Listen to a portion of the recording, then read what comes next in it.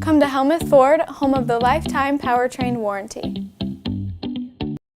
Hi, this is Stacy from Shetler Insurance Services. Come see me on the east side of the square in Sigourney for all your insurance needs. You gotta get to the Keswick Tavern this Saturday night for Iowa country artist Mike Bernard from 8 to 11 p.m. Mike plays real country music. You're gonna love what you hear. The KT's calendar is full of fantastic musical acts coming throughout 2026. Make plans now to check out Mike Bernard this Saturday night, starting at 8 o'clock at the Keswick Tavern, 117 South Iron Street in Keswick. Skunk River Radio is online radio for Southeast Iowa, playing country music from 1990 through 2010, along with Iowa country music. Listen to Steve Shetler weekdays from 6 a.m. to noon and The Haze from noon to 6 p.m. Skunk River Radio also has Southeast Iowa weather, community calendar, and we play all your country music favorites like Garth, Reba, Shania, Brooks and Dunn, and many, many more. Listen to Skunk River Radio at skunkriverradio.com. Download the app with Apple and Android devices or listen on Alexa and Google Assistant. Skunk River Radio. Online radio for Southeast Iowa.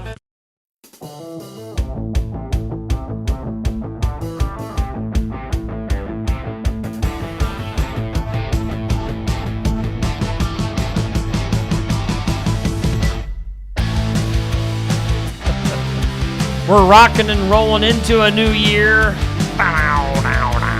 Real talk with Steve and Aaron. Aaron and Steve. It's the tag team of Aaron Fleming and Steve Shetler here on Steve Shetler Media on a Tuesday evening. Aaron, what's up? Well, it's a brand new year, but I'm still trying to figure out how to point it to camera. Yes. It's very tricky. Only accomplished by highly trained social media experts, of which I am not one. I was going to say, are any of those people in here right now? You are the man, Steve. We need to call somebody. You are the man. It's been a while. It's been a couple of weeks. Took a couple of weeks of vacation and a little time off of the show to have some Christmas. How was your Christmas, man? Good. Yeah. Riley came home probably. Riley was back for about a week. So did you do your big Shetler family cookie decorating contest? We did not do that. We haven't done that here in a few years, actually. Okay. Maybe need to bring that back. That was always a lot of fun. I always enjoyed seeing the pictures on Facebook, but I never got a taste of the cookies. Oh, well, you might not have wanted them. I tend to be one of those knife lickers when I'm frosting the cookies, and I kind of lick along the way. And when it's all in the family, that's okay. But maybe you don't want to share that outside of the home. Did you do your gingerbread house? We did not. We did not do our annual gingerbread house decorating contest. Well, both of our families are just not with it this year. Falling down. And we had at my parents all the brothers and sisters and grandkids and everybody was together, and we had salmon for Christmas dinner, which was a good idea, but honestly it didn't come out very well. So we have a family member who's allergic to fish, so there was also a spiral cut ham, and the ham kind of saved the day. There you go.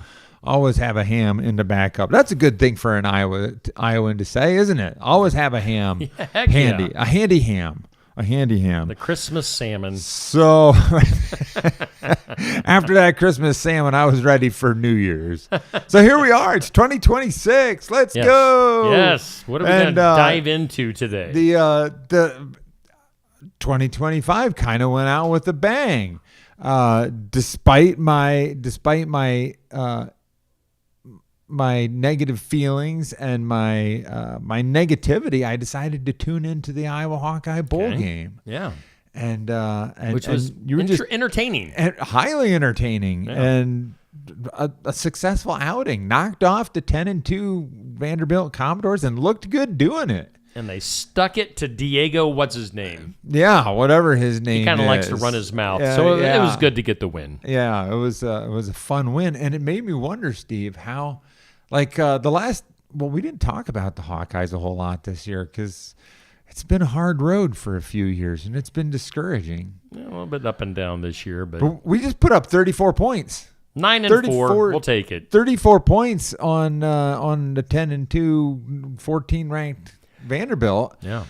And none of those were defensive points were they? See, I admittedly was taking a nap during the first half of the game. I woke up to watch the second half. Okay. So I don't know what happened in the first half. I can't tell you. The first half, 2 touchdowns, and they were both offensive touchdowns. Now, one came off of a fluky penalty on a punt. Okay. Did you hear about that? I think I remember something about that. Yeah. Vanderbilt's punter ran forward as if he was going to fake the punt and cross the line and kicked it. And I had never seen that happen before. Have you ever seen that? No, I don't think so. Okay. So, super fluky play, but Iowa threw a jump ball on the next play, 10 yards straight to the end zone. Good stuff. So, it did something in my Iowa soul. It did something strange and unexpected. I felt a feeling that I haven't felt in a long time, and that feeling was hope. There you go. They finally beat a ranked team for the first time in several years too. So. Yeah, 15 tries or something like that. So did you also start to feel hope, or has cynicism and despair taken such a deep hold? It's not despair, but I mean it is what it is. Iowa. This is a year that they could have been in the playoffs quite easily, but didn't quite get there. Coulda, woulda, shoulda. That's kind of the story of Iowa football for decades now. Yeah, coulda, woulda, shoulda. Yeah, but like for years there, we were just kind of like averaging 15 or 17 Offense points has been a game. horrible until Lester came in. Now things are definitely changing. Yeah, things are starting to move up, and you start to think maybe there's hope. Yeah. Maybe now we graduate like 4 offensive linemen and a quarterback. And you have the portal where, you never know who's coming back. So yeah, you don't know who's coming back. But then you also don't know who you're bringing in. So the topic today, which I thought was fitting for kicking off a new year here, was hope. And it had been quite some time since I experienced hope in the world of Hawkeye football. But now... Now that little spark has been rekindled in my soul, and almost assuredly it will be dashed again next year. But hope springs eternal, right? Have hope. Cub fans and Iowa fans have something in common. Yeah. And we just keep coming back for more. And hey, the Cubs won a World Series, so anything can happen. Anything can happen. And right now, the Iowa men's, it is a great year to be a basketball fan in the state of Iowa, huh? Yeah. Yeah, there's lots men's and women's, state and Hawkeyes. There's a lot of quality basketball going on. So, but we're not here to talk about sports all day. We're here to talk about real stuff, like what generates hope. Because I think we probably have some listeners who have had discouragement and despair and cynicism about things a little bit deeper and a little bit more life-altering than football. Yes. As cool as football is. You mean life isn't just football? Come on, man. Life is football is life. Yes. Ted, that's a Ted Lasso line, isn't it? Danny always says football is life. But football is actually not life, and life is not football. So there's other stuff. I'm sure we've got listeners who are going through things a lot more difficult and a lot more important than their team being down for a couple of years. Like when your whole life has been down, your finances, your relationships, your emotional health, all that stuff. When that has been down for 6 or 7 years, hope can be kind of hard to come by. So I got a little scripture for us as usual, okay. Steve. You know me and my Bible. I wouldn't say I'm a Bible thumper. It's okay. Thump that Bible. But all right, well let's. I don't know if you can. That probably created a really obnoxious noise through the microphone. So we'll thump the Bible a little bit here. I want to talk about one of my favorite characters in the Bible. His name is David. I named my son David because this guy in the Bible is so cool. Certainly makes plenty of mistakes, but he's going to have two. We're in the book of 1 Samuel, so you can turn there in your Bibles or your cell phone if you got a Bible app on your cell phone. And if you don't have a Bible app on your cell phone, I don't know what you're waiting for. Yeah, Let's go. Get it. because for a lot of people, listening to the Bible is a lot easier. You're going to consume a lot more of God's word if you're listening to it. If you're not a big reader, and hey, the reality is that when the Bible was written, like only 3% of the population was literate anyway. So most of the Bible is actually written for people to read out loud to a largely illiterate audience. Okay. So it's designed to be experienced out loud, as well as being read privately. And actually, I don't know if you knew this, Steve, but because ancient literature didn't have like capital letters and punctuation and stuff like that, it was very difficult to read inside your head. So like Julius Caesar was considered a genius because he could read inside his head. Okay. So everybody read out loud, even if they were by themselves. Okay. So yeah, if you're not a big reader, or let's say you drive a truck over the road and you don't have a whole lot of time to read, but you got a lot of windshield time, get that Bible app on your phone, something that'll read it out loud to you. So we're in 1 Samuel chapter 23, and David is experiencing a pretty hopeless situation at this point. He's been chased out of the court of King Saul. He's got a band of men, and they're running around in the desert trying to stay ahead of Saul. Saul's got an army. He's trying to chase him down. David's got about 400 guys. So they're living in caves, and they sneak over to Moab, and they hide out there because the king of Moab doesn't like King Saul. But they're on the run and living in the desert. So it's pretty discouraging time. And it's probably also really weird for David because a couple of chapters before, the prophet Samuel had anointed him to be the next king. So here's a young man who's walking around with this idea in his mind, I'm supposed to be the next king, but now he's living in a cave out in the desert. So the difference, now I feel an uncontrollable urge to say. Don't do that. Don't do it. Don't say 6'7". Yeah. Quit it. You said it. I didn't say it. I'm going to put handcuffs on you. How long will you keep me in handcuffs, Steve? 6 or 7 minutes? I'll turn your camera off, pal. Sorry, I have a middle schooler at home. That's become very habit forming. Not so much because she says it, because we say it to like get her to slap her forehead at her dumb old parents.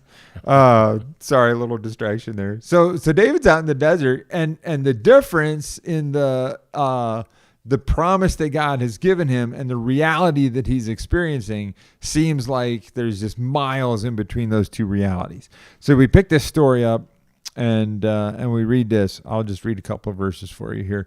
When David was told, look, the Philistines are fighting against Keilah, which was a town on the border between Israel and Philistia, and they're looting the threshing floors. David inquired of the Lord, saying, shall I go and attack these Philistines? The Lord answered him, go, attack the Philistines and save Keilah. But David's men said to him, here in Judah we are afraid. How much more then if we go to Keilah against the Philistine forces? So what's happening here is like, I think in the old Westerns or the Dukes of Hazzard or stuff like that, we always hear about how the outlaws would jump across the county line, and then the sheriff would have to, and the General Lee. Yeah, the General Lee, and then Sheriff Roscoe couldn't chase him anymore because they were in a different county. And I don't know if that was ever actually a thing, like that you could escape from the law just by crossing the county line. Yeah, really. But that's sort of the idea that we have going on here. Like they're in Judah and Saul is chasing them. So David's men have in the back of their mind, okay, if things get too hot here, we can jump across the border, jump across the county line, so to speak. And we can hide out in Philistia. But if we go and attack the Philistines, then we're not going to be welcome there, and we won't have a safe place to go anymore. So David's men come back to him and they say, David, we love you. You're a great leader and anything, but this is not a good idea. So once again, David inquired of the Lord, and the Lord answered him, "Go down to Keilah, for I am going to give the Philistines into your hand." So David and his men went to Keilah, fought the Philistines, and carried off their livestock. He inflicted heavy losses on the Philistines and saved the people of Keilah. Now Abiathar, son of Ahimelech, the priest, had brought the ephod down to him when he fled to David at Keilah. So I'm going to try to break this down really fast and say, what on earth does this mean about hope? Okay, David is in a hopeless situation, or at least a very discouraging situation. And the way that he finds the energy to move forward is he decides that he's going to grab a hold of his identity. He says, God said that I am a king. And so I am going to behave like a king, even though I'm living in a cave. And I'm surrounded by this band of men who maybe aren't the bravest. They're a bunch of complainers and whiners and stuff like that. So David says, I'm gonna behave according to my identity instead of according to my circumstances. And so he goes, boom, he attacks Keilah, he defeats the Philistines, because that's what a king would do, right? If you were the king of Israel and the Philistines came and were attacking an Israelite town, you would gather the army and you would go deal with that invasion.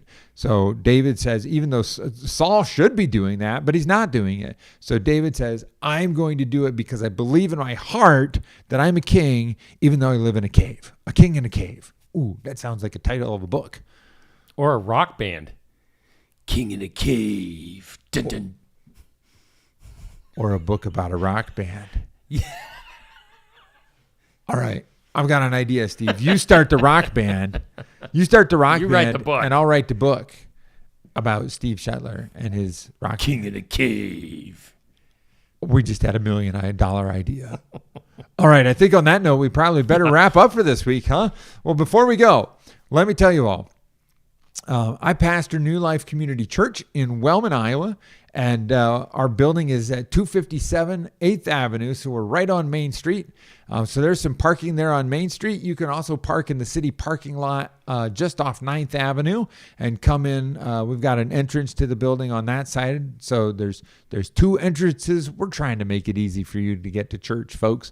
We worship at 10 o'clock on Sunday morning. And this coming Sunday morning, we have special guests. We have some worship leaders coming to us from the country of Belize.